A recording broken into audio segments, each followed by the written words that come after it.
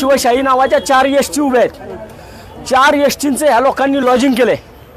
याचा अर्थ असा होतो की ह्याच नालायक लोकांच्या ह्या सुरक्षा कर्मचाऱ्यांच्या यांच्या अंडर ह्यांच्या उपस्थितीमध्ये इथं रोज बलात्कार होतात। तुम्ही जाऊन जर स्वतः मीडियाने जर या सगळ्या गोष्टी पाहिल्या की ज्या एसटी मध्ये आता एवढ्या मोठ्या प्रमाणात कंडोम्स पडलेत, म्हणजे याचा अर्थ या संपूर्ण आगाराला कंपाऊंड आहे। एसटी कुठे ठेवलेले आहेत? मागच्या बाजूला आहेत ढिगाणी, त्याच्यामध्ये आता जाऊन शेकडोनी कंडोम्स पडलेले आहेत। आम्ही आता तिथं जाऊन आलोय।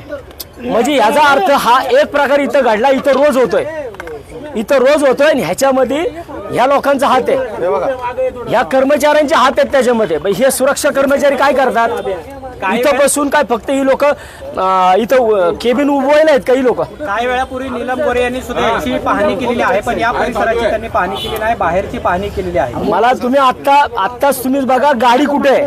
गाडी इथं समोर होती आत्ता, म्हणजे ज्या टायमाला बलात्कार घडला त्या टायमाला गाडी सुरक्षा केबिनच्या समोर होती। जर या सुरक्षा केबिन मधले कर्मचारी जर त्यावेळेस जागेवरती असते केले, आता आतमध्ये जाऊन देत नाहीत, त्या गाडीमध्ये कोणाला जाऊन देत नाही, परंतु ती गाडी इथं समोर होती ना। जर